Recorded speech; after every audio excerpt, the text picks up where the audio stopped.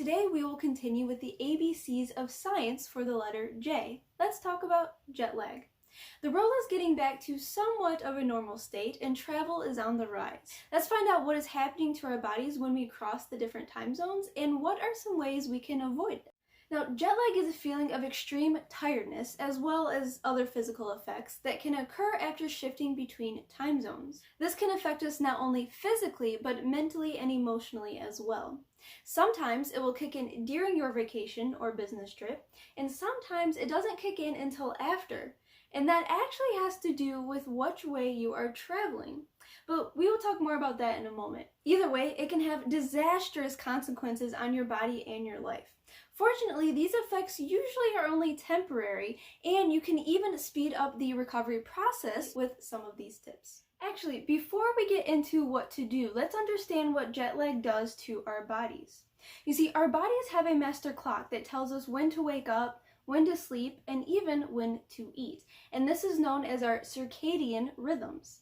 Now, these rhythms are located all over our body, and they are all connected to a master clock in the hypothalamus region of the brain. Now, when you're traveling abroad, you are trying to eat, sleep, and be awake at the wrong times, according to your internal body clock.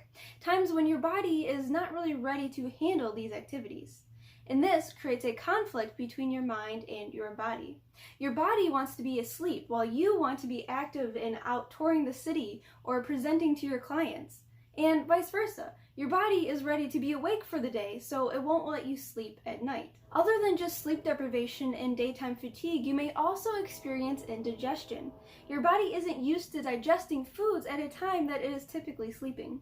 Now, you may experience all sorts of mental and physical impairments. Your immune system may weaken, making it easier for you to get sick. I know a lot of my colds seem to start right after a vacation. But pay attention to how your body reacts when it travels to different time zones and back. This will be crucial in figuring out the best ways to avoid jet lag that are specific for you. And the more time zones that you cross over, the more severe these symptoms may be. Now, let's talk about avoiding jet lag. One of the best ways that is really not talked about is to touch the earth at your new location. Walk around barefoot, lay in the grass, lean on a tree, whatever you can do to touch your skin to the earth. I know I sound like a hippie right now, but I promise there is science behind this. The earth has magnetic fields. And even though we cannot consciously detect them, our bodies can. It can feel it and it responds accordingly. Another top tip for avoiding jet lag is getting as much natural light as you can during the daytime. If you are traveling east, try to get more morning light. And if you are traveling west, try to get more evening light. You can even start to slowly shift your biological clocks by 1 hour each day, as much as your schedule allows. Try starting this a few days before your trip for both eating and sleeping. Now, for sleeping, you can try blackout curtains or eye masks or natural supplements like melatonin or valerian root. I like valerian root. And for waking up, you can try special light boxes or green tea for focus and energy. Now, be sure to stay extra hydrated. Try to avoid alcohol, be sure to exercise once you're in your new time zone, and avoid foods that typically cause you indigestion. Now, these are your best tips for fighting jet lag. I will definitely be using some of these when I go to Iceland next month. Where are you going next? Now, according to a University of Maryland study in 2016, you are more likely to experience jet lag when you are flying east. They speculate it is because you can handle longer days easier than you can handle shortening them.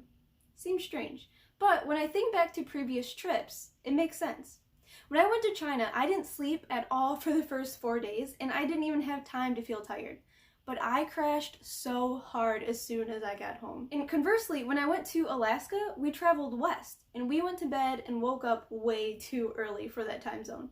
But I don't remember having a hard time adjusting when we came back to the east. Now, can you think of a time when traveling east was easier for you? Let us know down in the comments below. Jet lag can vastly impair your sleep schedule and your life overall. Most of the symptoms are temporary, but it is possible that it's doing more damage than you realize. You can work past the tiredness and indigestion, but there may be some long-term side effects as well, like increased risk of heart disease, diabetes, or even cancer.